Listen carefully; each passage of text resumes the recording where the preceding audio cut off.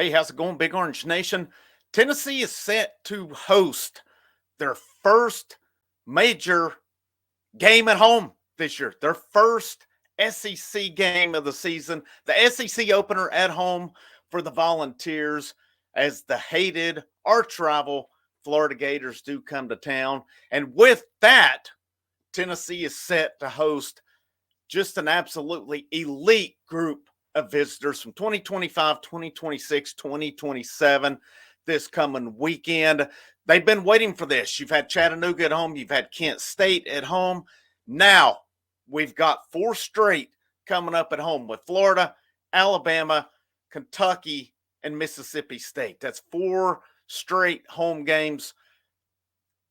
And then they've got Georgia, then UTEP to conclude the homestand, Vanderbilt to end the season. But Tennessee's got to take advantage of these next two weekends specifically because I feel like Neyland Stadium, especially this weekend, is going to be rocking. I know last weekend did not go the way we wanted it to, but this fan base has been starving for a big home game this year as the first two home games were basically over when the ball was kicked. That's not going to be the case this weekend because we know how the Florida series goes. But Steve Wiltfong on 3 Sports Today put out an article that Tennessee is set to host a bunch of elite prospects, current commits, future recruits, guys who they're trying to keep from being flipped from other schools. Of course, Tennessee's trying to flip other guys as well, but I don't know if they're going to have any of those. As far as I know, they're not going to have any of these flip candidates on campus this weekend. So according to Steve Wiltfong, for this weekend, Tennessee's going to have David Sanders Jr., George McIntyre.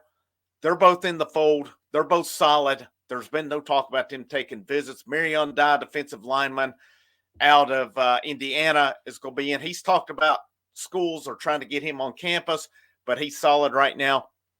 And then Shady Hayward.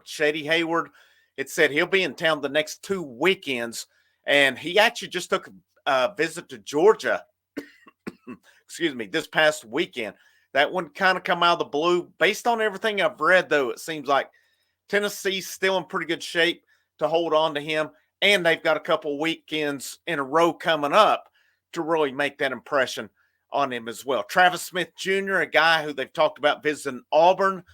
I've not heard anything if Georgia is still trying to get him on campus. I know Georgia wanted him, so it wouldn't be surprising to me for them to try to get him on campus. So Travis Smith Jr., though, is slated to be on campus this weekend.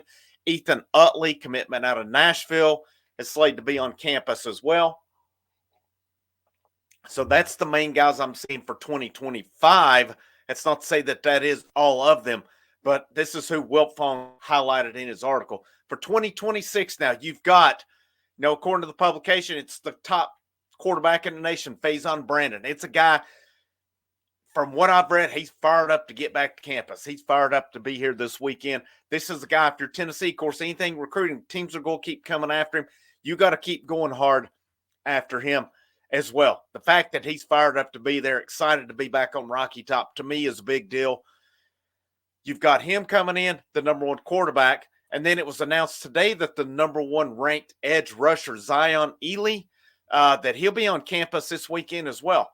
So he comes in. He is 6'3", 220 out of St. Francis Academy in Maryland. That's the same school as Darion Smith. Now, I did see that Darion Smith he did visit Auburn this past weekend. So will he be here as well? I'm curious to see that this weekend. But the fact you're getting Ely on campus, that's a big deal. That's a big-time prospect here as well. And according to Wiltfong as well, they're going to have Amari Latimer, an on-3 running back, on-3 receiver out of Knoxville, Tyreek King, offensive tackle Gabriel Ascenda, Georgia offensive tackle Brandon Anderson, and 4-star safety Jordan Smith. That's more targets for 2026. I'm curious to see if any of the Charlotte area guys besides David Sanders Jr. comes. I know Kendra Harrison, the tight end out of Charlotte, or the Charlotte area, it's more Reidsville.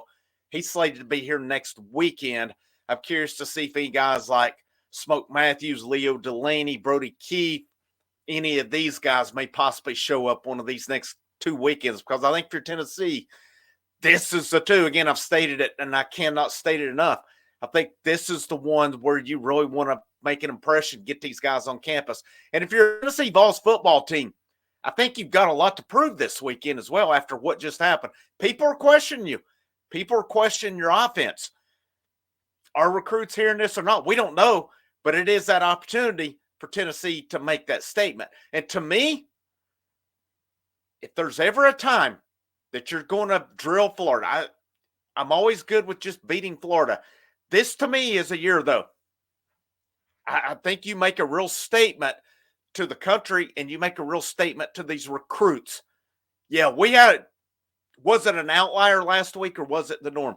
Tennessee has that shot this weekend to have a big, big weekend in multiple facets of their program, recruiting and on the field, because I think I got to wonder if there's some confidence issues after last weekend with Nico, with the offensive line, and the wide receivers. I think specifically those three units. Are there confidence issues there? This will be a great weekend to get them back. Tennessee's also slated to host, and you'll know this name right here, 2027, Cooper Witten. Talked about him before. I've had a video on him. I'll try to attach it here at the end. He is the number one ranked linebacker. He's out of Texas coming in. You got to think, and I've seen it along the way with him. The family, they are Tennessee fans, but says Jason Witten's not going to pressure him. He's going to let him make his own decisions. Says Indianapolis, Indiana, wide receiver Monshon Sells, I hope I said that right, will be on campus. Brentwood Academy receiver Keyshawn Bowman will be there as well as Baylor running back David Gabriel Georges will be there as well. I hope I said these names right. If I didn't, I do apologize for that. But this weekend, and I've got to think especially, here's where I think there's a chain reaction in this.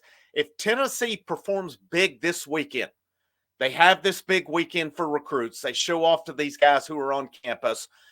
You got to think there could be even more next weekend if Tennessee, Alabama both come to town ranked top 10. That's a 3:30 game.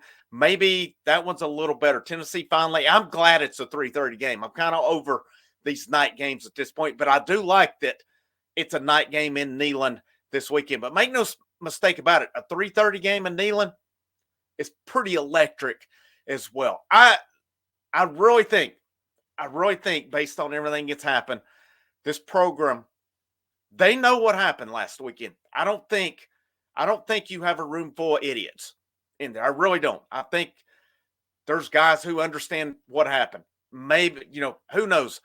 The bottom line is they got beat. They did not look good in it, and people were questioning them.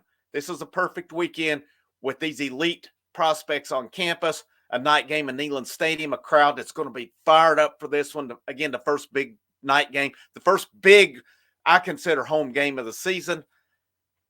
Everything sets up good. It's up to that football team to deliver the magic this weekend. Make sure you guys like, you share, you subscribe to the channel. You know the drill. I don't need to keep repeating it to you over and over. Make sure you check out those membership tiers, the Patreon, and, if you like the content, you just want to say thanks, or is the super thanks at the bottom as well. My name is Frank Rock. This is the House of Orange Sports Channel coming at you. And last but most certainly not least, go Vols.